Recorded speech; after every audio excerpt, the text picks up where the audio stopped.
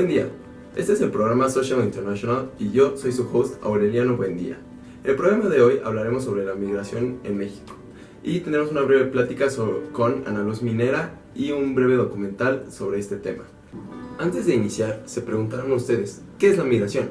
Bueno, la migración humana se refiere a los procesos de migración de los seres humanos, forzada o voluntaria, consistente en el cambio permanente o semipermanente de la ciudad, región o país de residencia. Si bien la migración suele ser un acto individual o limitado a pequeños grupos, habitualmente forma parte de desplazamientos masivos de población, llamados corrientes migratorias.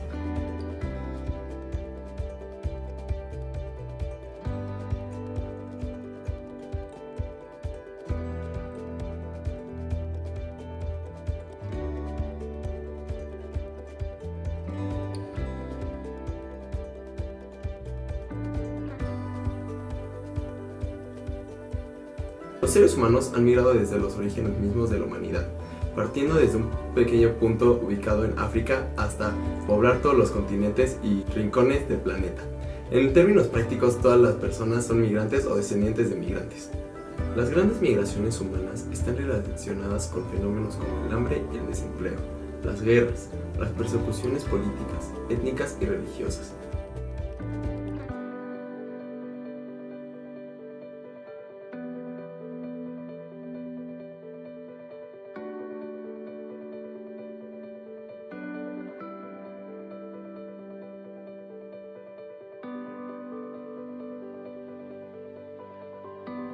Los cambios y catástrofes climáticas, la trata de personas, la decadencia o auge de ciertas regiones, etc.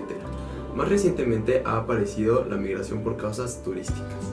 En la actual etapa de la globalización, la alta movilidad de las capitales y los avances en los medios de transporte y comunicación han impulsado los procesos migratorios. A la vez y paradójicamente, las políticas migratorias restrictivas de las manifestaciones de xenofobia, unidas a la documentación masiva de la identidad de las personas y los medios tecnológicos de control de fronteras, han buscado limitar los procesos migratorios, dando origen al fenómeno social de las llamadas personas ilegales o sin papeles.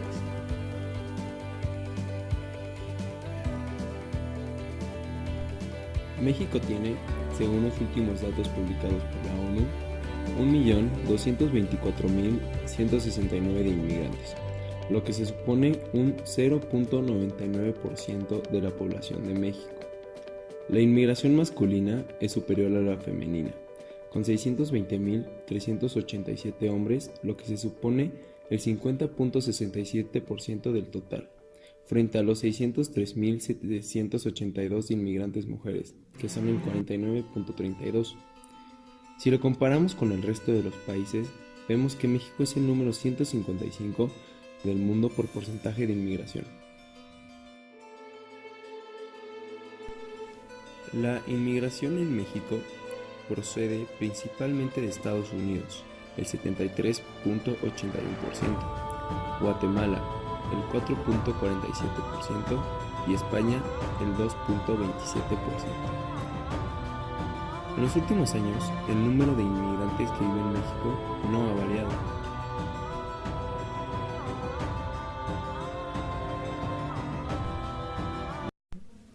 Miles de personas migrantes, solicitantes de asilo y refugiadas centroamericanas cruzan la frontera sur mexicana cada año para huir la violencia que afecta a sus países, por lo que las y los representantes de las agencias de la ONU en México realizan actualmente una visita a Tapachula, Chiapas, para revisar la situación.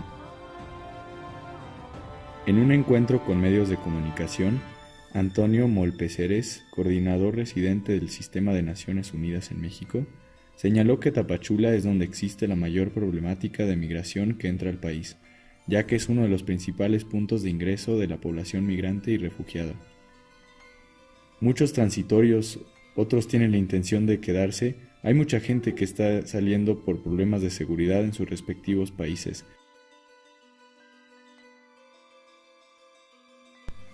De acuerdo con la Organización Internacional para las Migraciones, en el país se ha registrado la llegada de más de 450,000 personas que cruzan cada año la frontera entre México y Guatemala para pedir asilo o seguir su camino hacia Estados Unidos.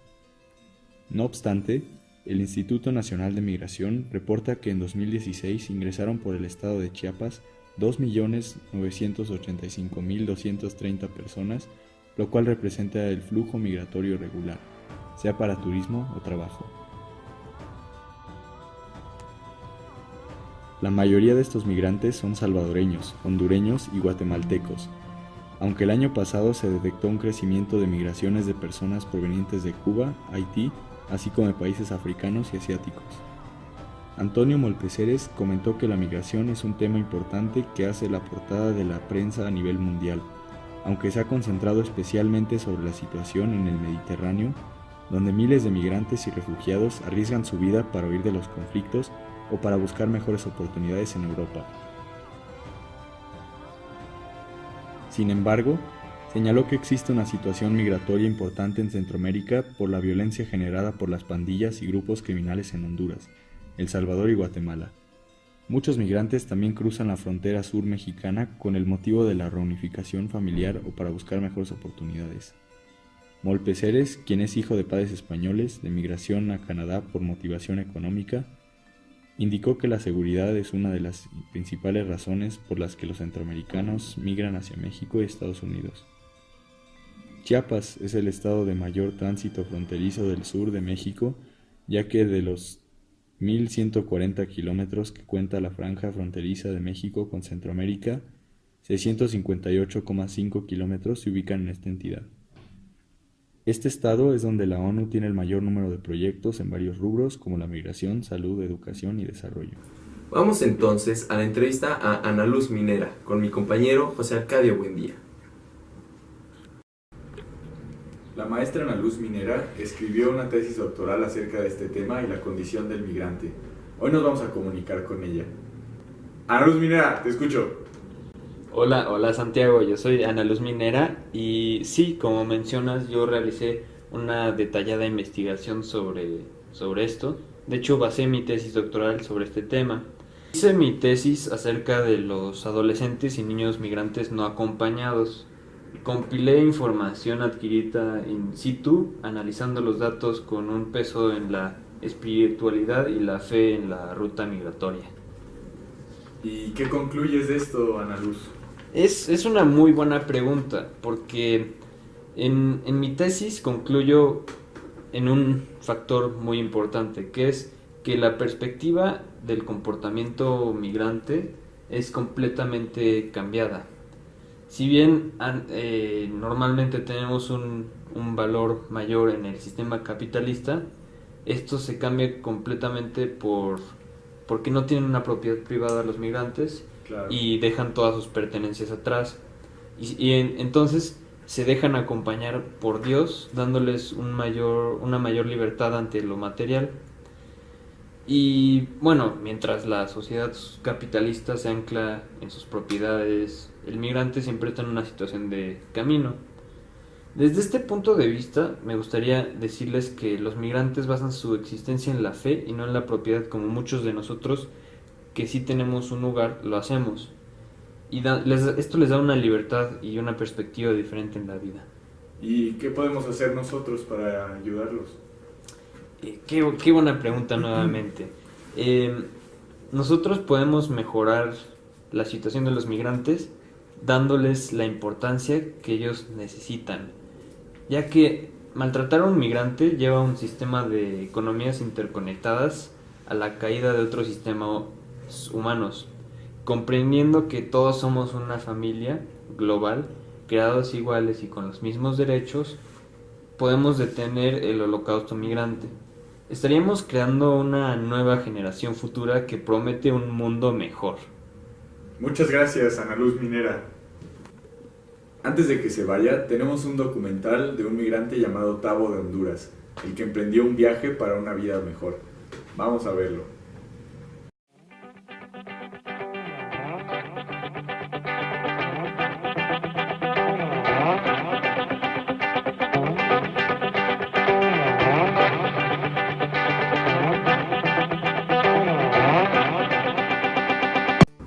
Hola, yo soy Francisco y vengo en representación de Ana Luz Minera. Este es Héctor, un local. Estamos en Guatemala.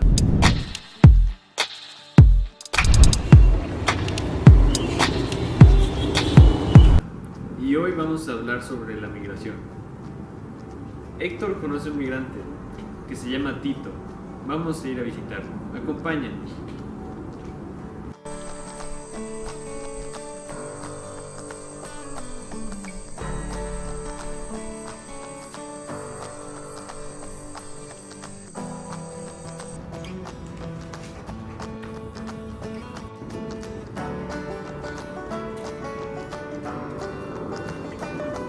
Ven.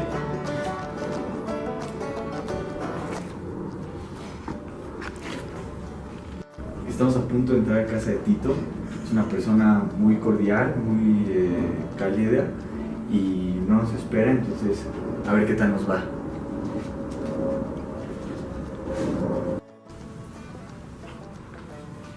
Hola. Hola, buenas tardes. Yo soy Francisco y estamos haciendo un documental sobre la migración. Sabemos que tú te llamas Tito, Héctor ya nos dijo, y que tienes un historial sobre la migración, que ya has intentado ir a México y así. ¿Podrías contarnos un poco sobre tu viaje y cómo fue? Sí, claro. Bueno, todo inició con la erupción del volcán aquí, que más que nada, pues, se podría decir que fue la gota que derramó el vaso, porque pues me dejó sin hogar, sin trabajo, sin nada. Pero de por sí las condiciones de vida aquí pues ya eran suficientemente malas, y ya que pues mi trabajo me pagaba muy mal, la situación está muy mal por resumírtelo. Entonces pues sí, tomé la decisión de intentarlo e irme a México, ahí a los lugares nórdicos, por así decirlo. Y pues ya cuando lo intenté, logré cruzar la frontera, pero me atraparon y pues lo que siguió fue que me deportaron, vaya. ¿Te deportaron?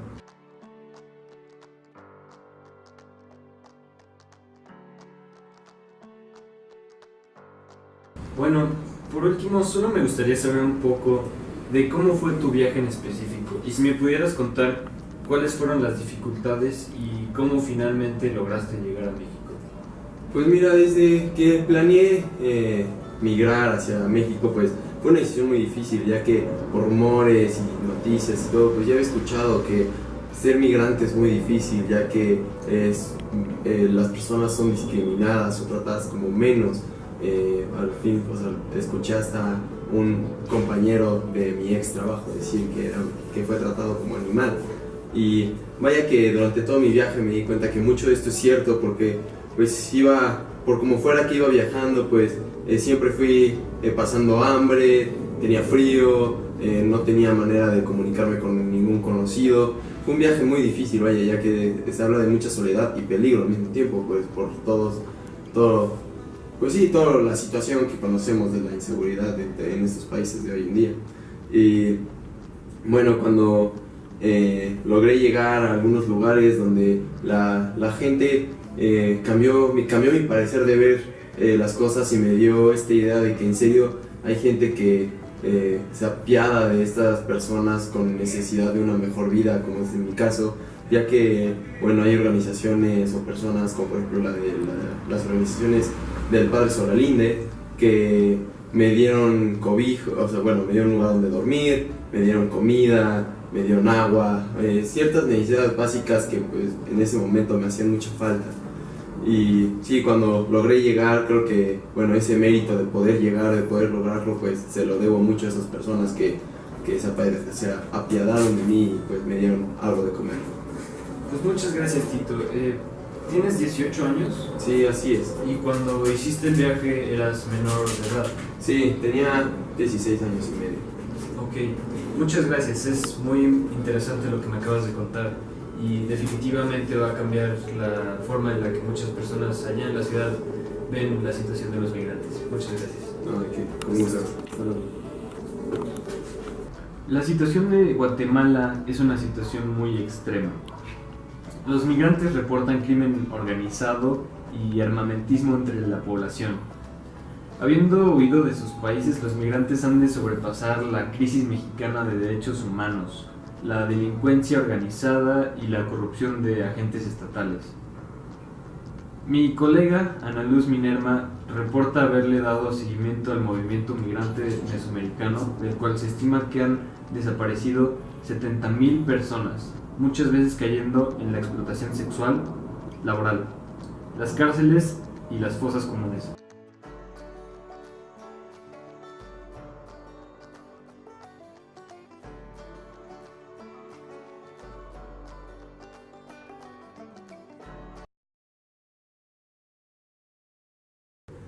José Alejandro Solalinde Guerra, nacido el 19 de marzo de 1945, mejor conocido como el Padre Solalinde, es un activista y sacerdote católico defensor de derechos humanos.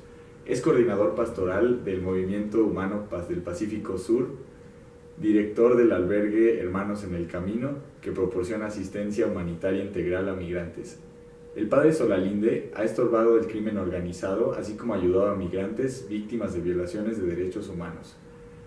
Ha rescatado mujeres y niños forzados a desplazarse huyendo de la violencia, muchas veces con un destino a un lugar incierto. A continuación, un pequeño video del Padre Solalinde. Ignoraba totalmente lo que hacían con los migrantes, pero empecé a acercarme a ellos, a estar con ellos, a oírlos, y empecé a descubrir que los asaltaban, que las mujeres las violaban, los mataban, y empezó un camino sin reversa de defensa de los derechos humanos de las personas migrantes, sin saber realmente a qué me estaba metiendo, sin conocer nada de derechos humanos. Era a tomar una decisión, o quedarse callado, esconderse, tener miedo y huir, salvar el pellejo, o quedarse y enfrentarlos.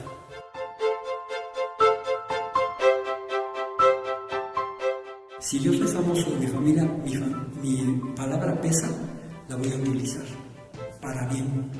Si muchos callan, ¿verdad? Les da miedo porque por lo que tú quieras, yo voy a hablarlo. No porque sea muy valiente, sino porque es para mí una necesidad de conciencia el hacerlo y correr los riesgos.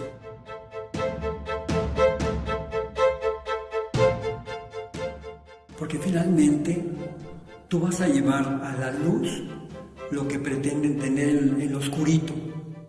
Entonces, mi acción, la denuncia, es contraria a la opacidad, ¿sí? Porque también el denunciarlo y el hacerlo visible es un acto de justicia, ¿sí? Y de lealtad para con quien tú estás defendiendo. Cualquier causa que te encomienden a ti, si tú la puedes hacer, la haces, cualquier caso.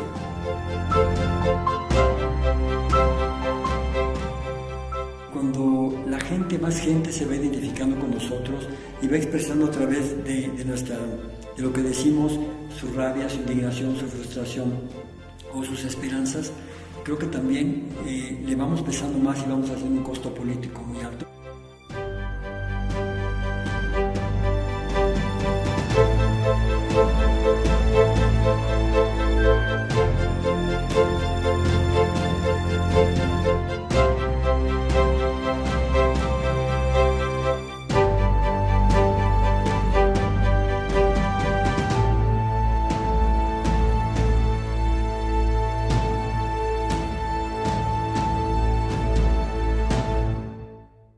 Y eso fue todo. Muchas gracias por acompañarnos en el segmento de hoy.